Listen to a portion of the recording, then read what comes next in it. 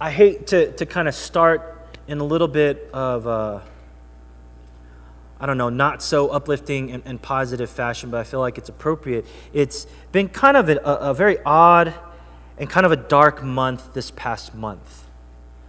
There was a fire up north, and at least 10 people died. Of course, it's really easy to look at more than 1,000 homes that were burned and destroyed. But homes are replaceable, but lives are not. 10 people, 10 lives were taken from the fire.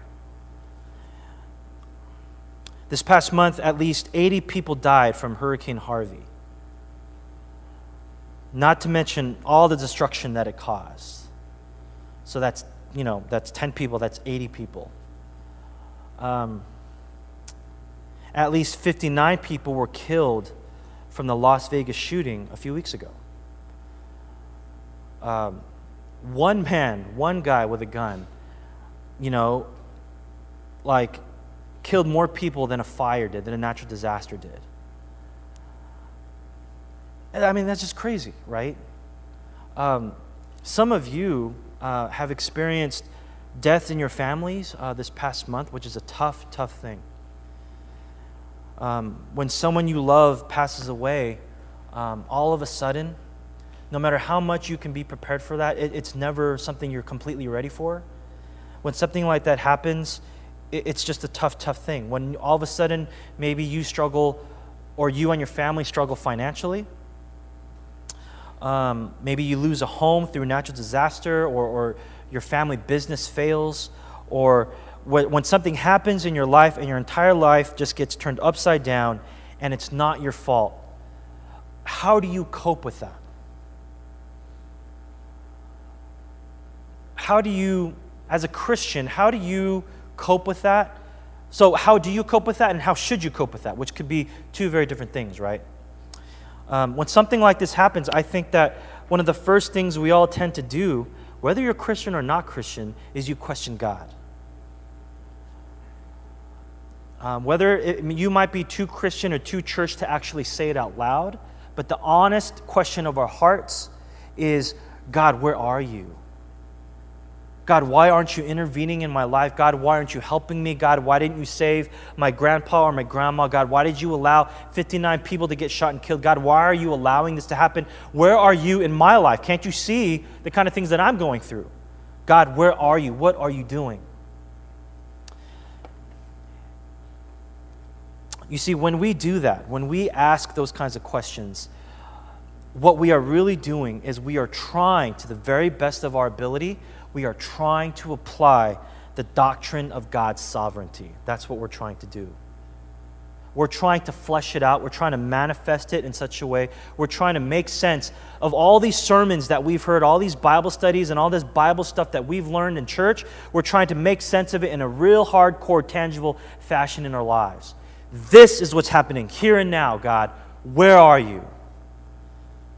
You're questioning God's sovereignty. You're trying to go to God and say, God, do something, show me, prove to me that you are sovereign, that you are in control, that you are steering history, my life included. You're questioning God, and you're trying to flesh it out and apply it in such a way that it makes sense. And so this doctrine is hugely important, not just a heady theological sense, but also in a really practical sense.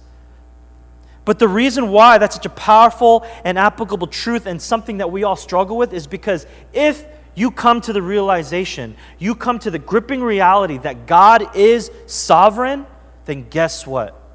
That means you are not sovereign. It's not just understanding that God is in control, it's also coming to grips with the reality that you are not in control. The main thrust of today's message is basically that. How do we live out the sovereignty of God? How do we just not talk about it and hear about it in the Sunday sermon, but according to James, in a practical way, how do we flesh that out? How do we apply that in our daily living? If God is indeed all-knowing and all-powerful and all-sovereign, how does it change the way I think? How does it change my behavior? How does it change my relationships? So let's look at this again. Go to verse 13. This is what James writes. He says, "Come now, you who say, today or tomorrow, we will go into such and such a town and spend a year there and trade and make a profit. Yet you do not know what tomorrow will bring." Listen to this question. What is your life? What is your life? For you are a mist that appears for a little time and then vanishes. So, this is how James is starting it, okay? Come now, you who say, like, no one really talks like that anymore, right? So my modern kind of translation would be like, dude, come on, are you serious? That's like my translation, okay? Bro, are you serious? That's how he starts. That's like the tone, if you will. That's how he starts these few verses, okay? And just at first glance, it's really easy to think that James is saying that Christians shouldn't try to make a profit, right? If we're going to be honest, just at first glance, that's what it seems like he's saying. But that's not what he's saying. The point here is that it's not about just financial success, because there's nothing wrong with financial success. Which I know, especially if you grew up in the church, that's just what you think. Being rich, bad. Being poor, good. We kind of made up that theology somehow. Paul writes in 1 Timothy 6, "For the love of money is a root of all kinds of evils." He says, the love of money, not the possession of money. He's talking about the ultimate pursuit of money. He's talking about the heart. That's what Paul writes in 1 Timothy 6. It's not about having money. Having money isn't a sin. It's not about being successful, because being successful isn't a sin either. But really, the question that's driving that kind of statement is your love for God deeper than your love for money? That's really what he's saying. The love of money, the ultimate pursuit of money, the idolatry of money, is that greater than God? And so what now James is writing to Christians is he's talking to people who are kind of traveling businessmen. People who are planning things out, they're scheduling things out, and they're kind of hustling the streets. They're kind of going around making a profit. They're planning, they're organizing, they're scheming. I don't know, it's kind of a bad word to use, but they're planning out their profit. And the issue with that is not now they're banking on it. You see, there's a little bit of work that we have to do here. If we're going to make sense of this text, I know I just made this whole spiel about God's sovereignty, which we will get to. If we're going to make sense of this text, we have to unpack this idea. And I'm going to be honest with you. The more I study James, and the more I preach through James, and the more I read it and think about it, the more I'm realizing just myself how rooted James is in Old Testament. It's like this entire letter is just kind of a rendition of Old Testament proverbs and wisdom. And so we can't just take these verses at face value and think we get it. We have to apply some Old Testament lens, some hermeneutic, some good interpretation. Because if all we take away from this is that James is saying financial planning and organization is evil, then we've got it all wrong. Planning and organizing is huge.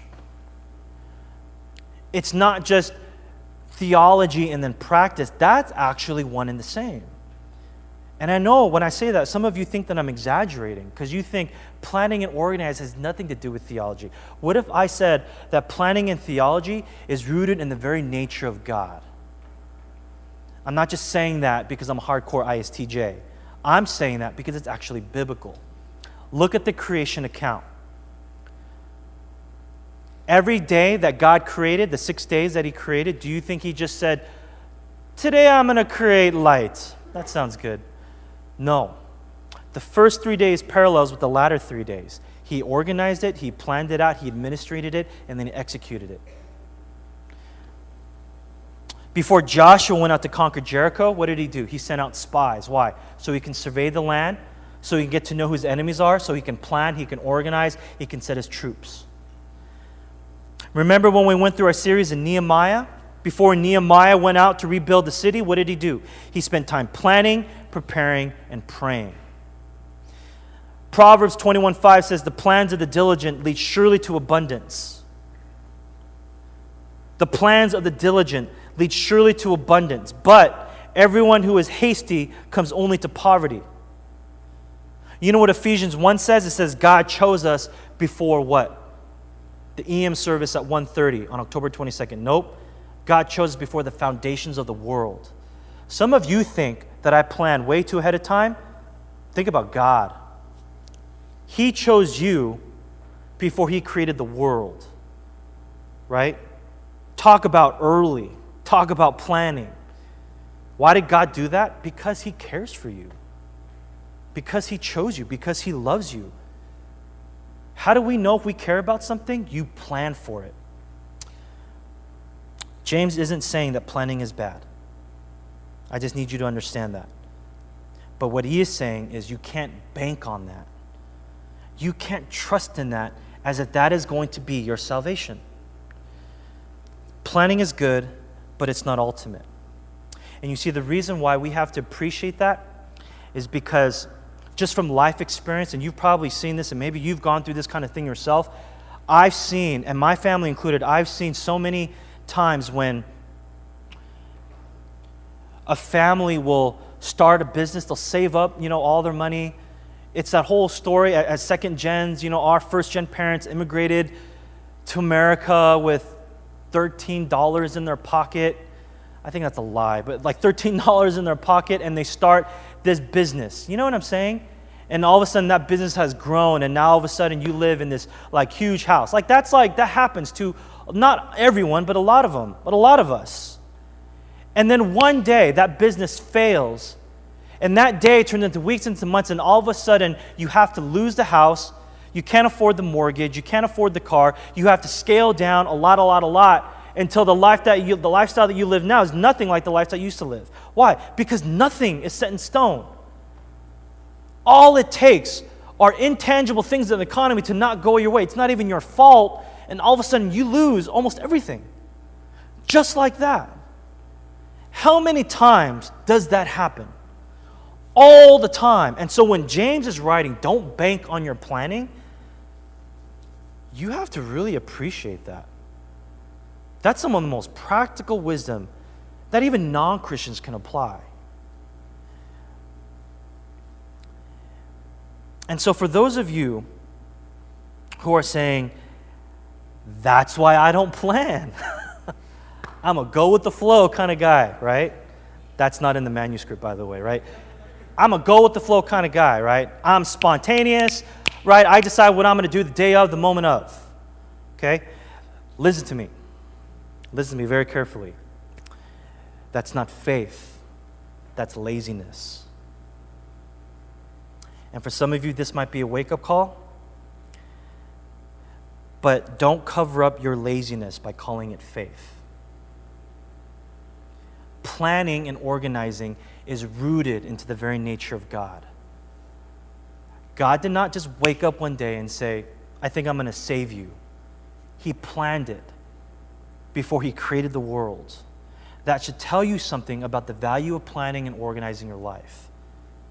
The message is, though, don't bank on it. And if God is important to you, you will plan ahead with the things that God has given you. If you love God, you have an affection for God, you want to be obedient to God, you're going to take what God has given you and you're going to manage it well. So James is saying planning is good, but it's not ultimate. And then James asks a really, really honest question. If you want to look at your Bibles, it's right there, 3 words. He says, what is your life? 4 words, sorry, can't count. What is your life? Huge, monumental question that he's asking. It's the most important question in life. This is what drives human beings. This is biology, this is anthropology, this is chemistry, this is philosophy, this is humanities and math and theology. What is your life? And then he answers his own question with a really sobering truth. You are a mist. Can you grasp that? Let's not over-spiritualize it, okay? Well, yeah, we are the mist of the glory of God, and we reflect God's glory as mist. Nope, he's saying, you are a mist. You're here, and then you're gone. Plain and simple. It's not the most encouraging thing to hear. It's like you're struggling with life. You go to God in this existential crisis or this bad breakup with a girlfriend or boyfriend or something traumatic happens in your life. right? And in your deep, dark moment, you're crying out to God and you say, God, do you really love me? God, do I really matter to you? God, did you really send your son to die for me? Do you really love me? And then God says, you are a mist to me. Sorry, it's dark humor there, right? But that's what the Bible says. You are a mist. You're here and then you're gone. What about all that stuff that we talked about last week? That we're spiritual adulterers and God is faithful and He pursues us. We talked about Hosea.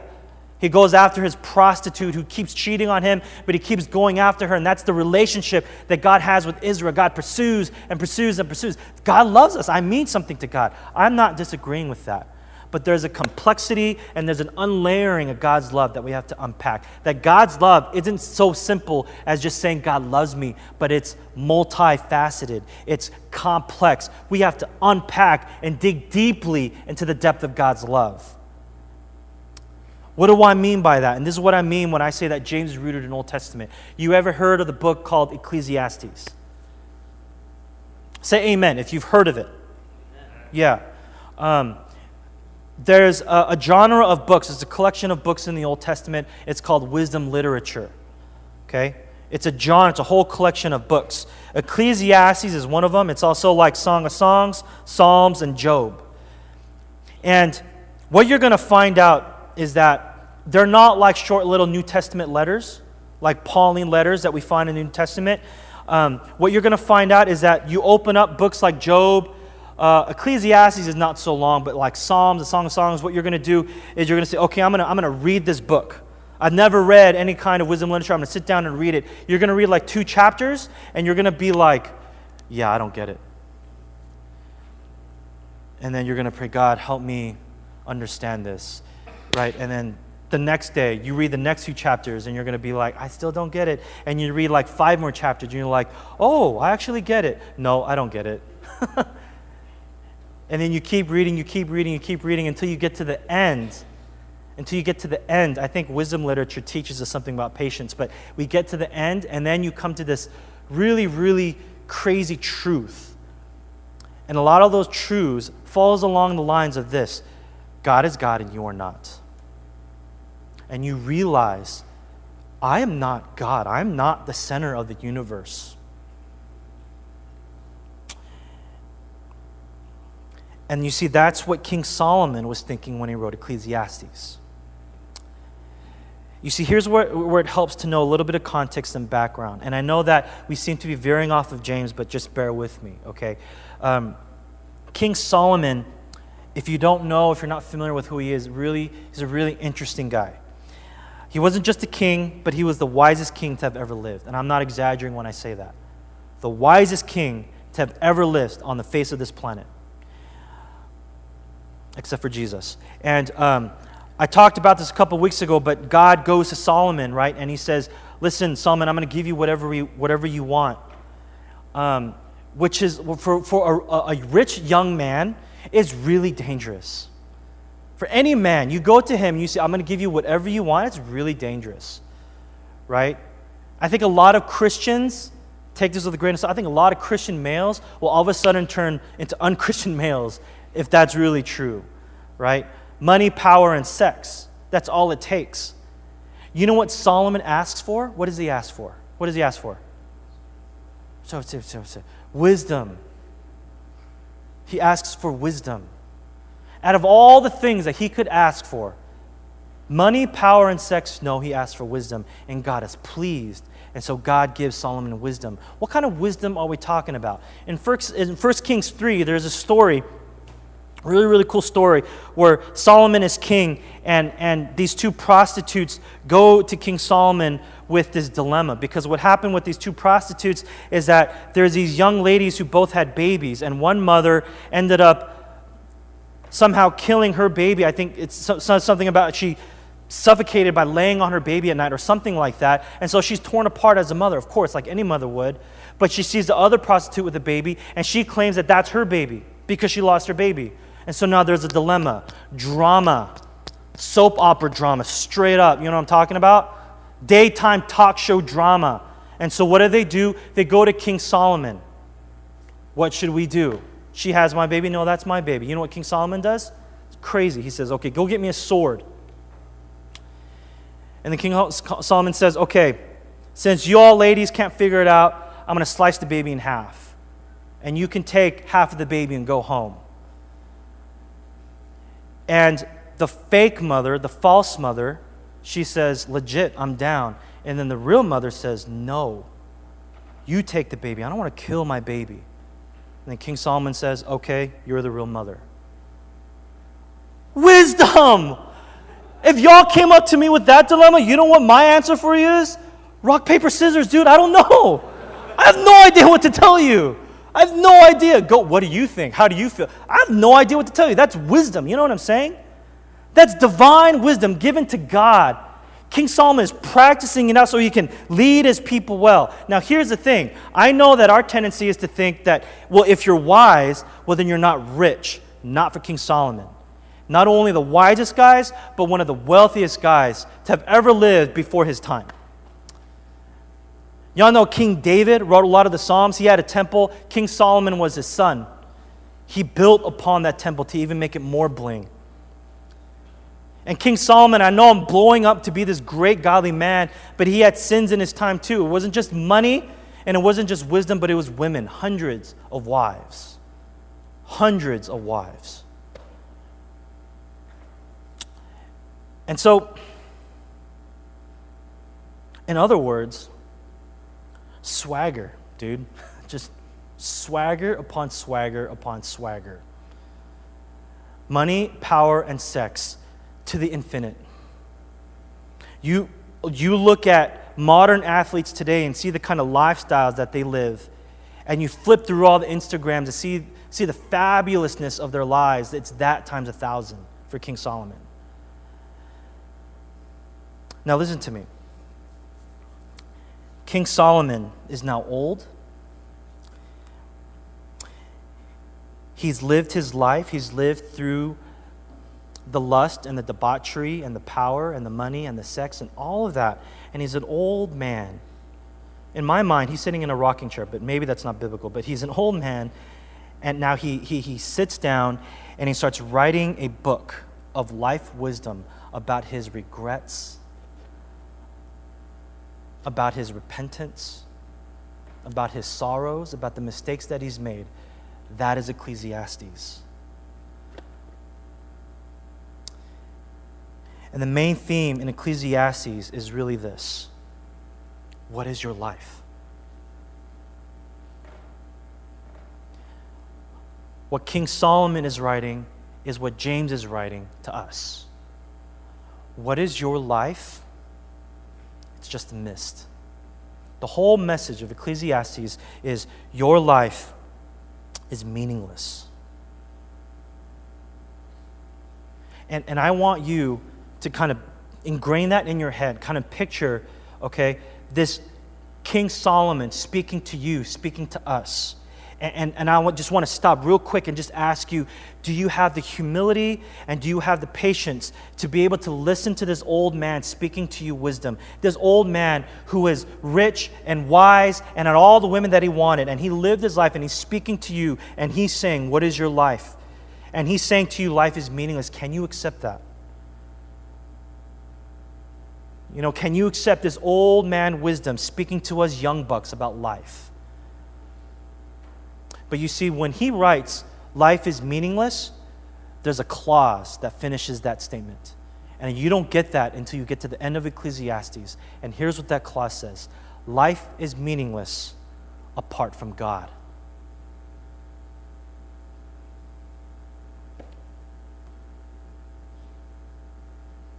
I don't know, that does something to me, church. Life is meaningless apart from God.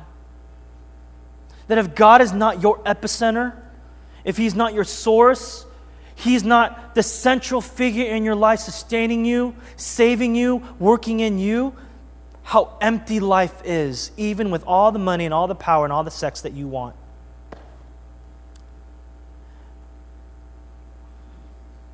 And the question that James is challenging us with is the same question and the same dilemma and the same thing and the same theology that King Solomon is writing. What is your life? Your life is nothing but a mist. And so what does that say about God? God then is sovereign. And when we hear that doctrine and that truth, the question that we have to be asking ourselves is then, who is sovereign over your life? It's either God or it's you.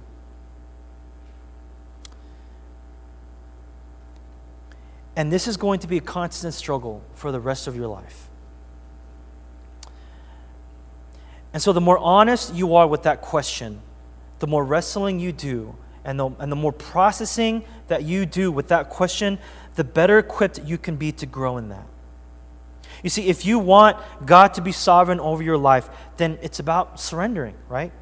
It's about giving up to God what belongs to His. It's about conforming to God. It's about taking that really tight grip that you have on something and then loosening that and letting God take control of that.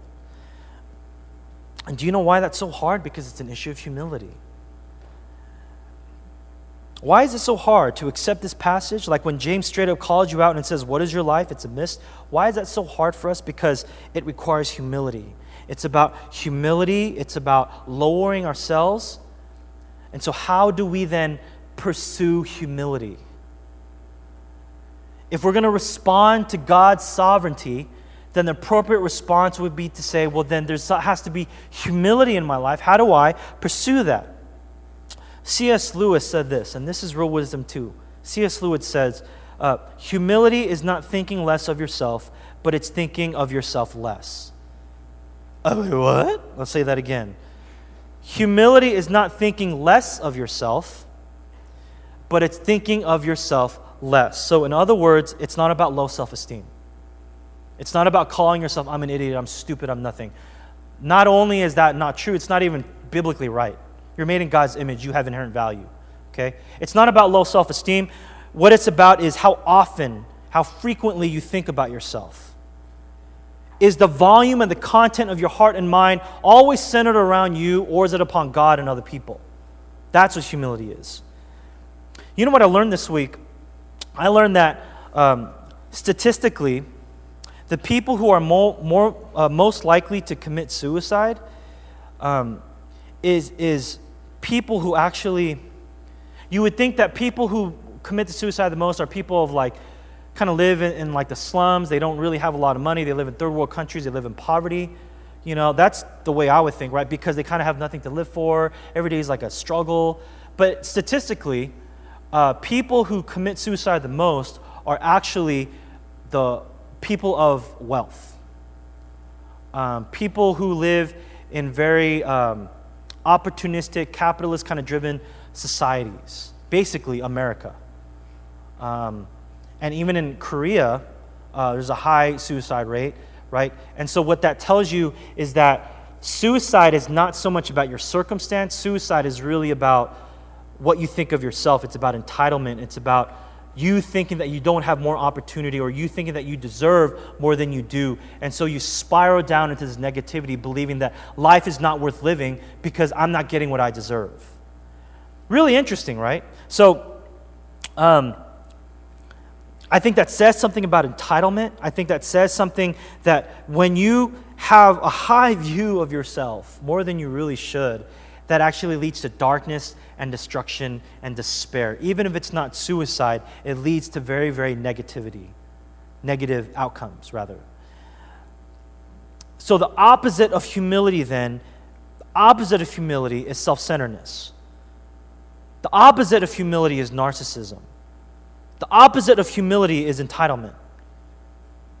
And so it's entitlement, it's self-centeredness, it's narcissism that leads to destruction and darkness and breaking down of community, breaking down of yourself, breaking down of relationships. And so if then pursuing, now listen to me, if pursuing humility then isn't about low self-esteem, but it's about thinking of yourself less frequently, then think about it. Isn't that a slippery slope? How do I pursue humility without thinking about myself? That's like, just seems a little impossible. Right? Because as soon as I try to grow in humility, hey, how's your life? I think I'm really growing in being humble. I've matured so much. I'm so humble. No, right? Doesn't make any sense. How do you grow in humility without focusing on yourself? That is just, it's a slippery slope. It doesn't work. You don't focus on yourself if you want to grow in humility. You focus on an outside source. As Christians, we believe in the gospel. Amen? If we want to be growing and changing in humility, we look at James through the lens of the gospel,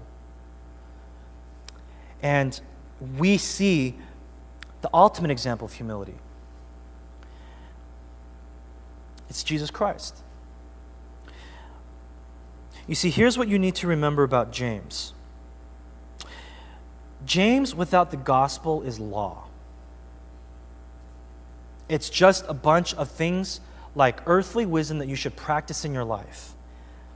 But if you read James with the gospel in view, Jesus Christ becomes so much more clear, because if God's sovereignty leads you to humility, how do we grow in humility? We look at Jesus Christ. Why? Why Jesus Christ? Why Jesus Christ? Because it's about Jesus Christ, who is completely sovereign. Sovereign above all sovereign. And what did this all-powerful, complete sovereign God do? He completely became a servant. It's about God who became man. It's about king who became servant. It's about holy who paid the price for the unholy. It's about immortal becoming mortal. God and all his sovereignty laying that aside to completely surrender to the will of the Father and become like us.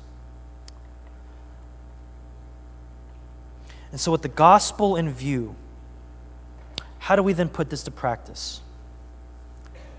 We look at Jesus in his complete sovereignty and in his complete humility, and this is what we pursue. We have to start asking ourselves some honest questions. How do you know if you're lacking humility? And I'm going to be as practical as I can here. How do you know if you're lacking in humility? If you're taking notes, these are great questions to write down. Do you have an answer to everything? Do you feel like you just have all the answers? That there's nothing in your life that you're really seeking, there's nothing in life that you need to be thinking about, processing about. You just kind of figured out everything. Another question is, do you listen to those around you? Or are you just putting up barricades because you just have everything figured out? Do you get defensive when someone tries to correct you? Here's something that I'm really struggling with, and so this really applies to me. Do you have a hard time with relationships? Meaning, are you constantly hurt? Hurt by family, hurt by friends, hurt by community. You set up these expectations for family and friends and church and coworkers, and then they fail to meet those expectations, and so you get hurt. And you get hurt because your mentality is, I would never do something like that to you. How could you do something like that to me? When in reality, you have done that to just about everyone else in your life. You just don't have the humility to see that. Do you have a hard time asking for help? If you have a hard time asking for help from God's people, then that means you have a hard time asking for help from God. You see, that's an issue of you not trusting God, because trusting in God means you're trusting in God's people. And I'm not going to say that people aren't legitimately going to hurt you. They are. But if God's people, if the church is God's people, they belong to God, then you can't say, I love God, but I don't love God's people. That just doesn't make sense. And the reason why you need to get really honest with these questions and check your heart is because humility is what allows us to move forward in our faith. How can you let God steer your life if you're not willing to give up things to God? And as you move forward in your faith, you can practice humility by doing some things like prayerfully planning for the future, right? And this is what James is getting at. You don't bank on your planning, but you do it prayerfully. And when I say prayer, I don't mean checking off your wish list to like Santa, like Santa Jesus, as if he's just here to give you all your things that you need. But when I say prayer, I mean as a way of surrendering and setting time aside to seek after Jesus and his wisdom. Approach your major decisions in life by going through it prayerfully. How many of you, I wonder, this is a rhetorical question, how many of you are actually praying about your future? That as you sit down, as you plan about your future, as you think about what your passions are, what you want to pursue, that there's actually prayer involved with that. How many of you are praying for your future life and occupation? How many of you are praying for your future spouse, even if you're not dating right now? Wouldn't it be awesome if you went to your partner on the day of your wedding day and you said, I've been praying for you even before we met, because that's my way of trusting in God. Brothers, write that down. That's biblical romance, all right? How many of you are praying for the future of this church? I mean, really, how many of you are praying for the future of this church? You know what I'm praying for specifically? I'm praying that there's going to be more pastors in the EM. I'm praying for young pastors to be raised at Livestream. Because I'm planning and I'm organizing and I'm doing whatever I can to grow this ministry, but with growth becomes the growth of leaders. Like, are we praying for these things? Are we trusting in God with these things? Instead of leaving God aside and saying, I'm going to do everything that I can in my control, and if things don't go my way, then whatever. No, but it's trusting in God, even if it doesn't go your way.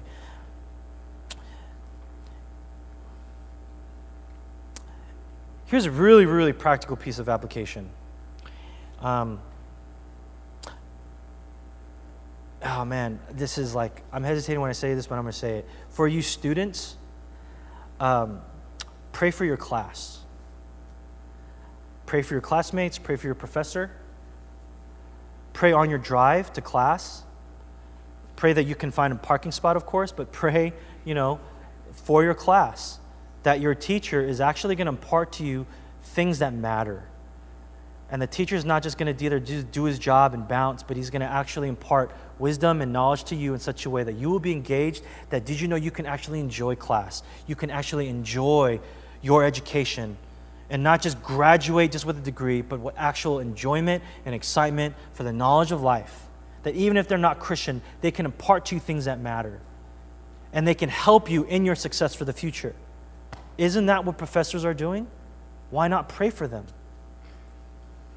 I can almost guarantee you, that will change your classroom experience. So with that said, if you just don't feel like you don't want to think that far ahead, that thinking that far ahead and planning is just not that important, then my question to you is, what about now? What about right now, as you are sitting in the pew and you're listening to this? Does now matter? If the future doesn't matter and if now doesn't matter, then really nothing matters to you. So if you care about something, then you must care about right now. And if you care about right now, then you must believe that God in His sovereignty has called you right now to be here.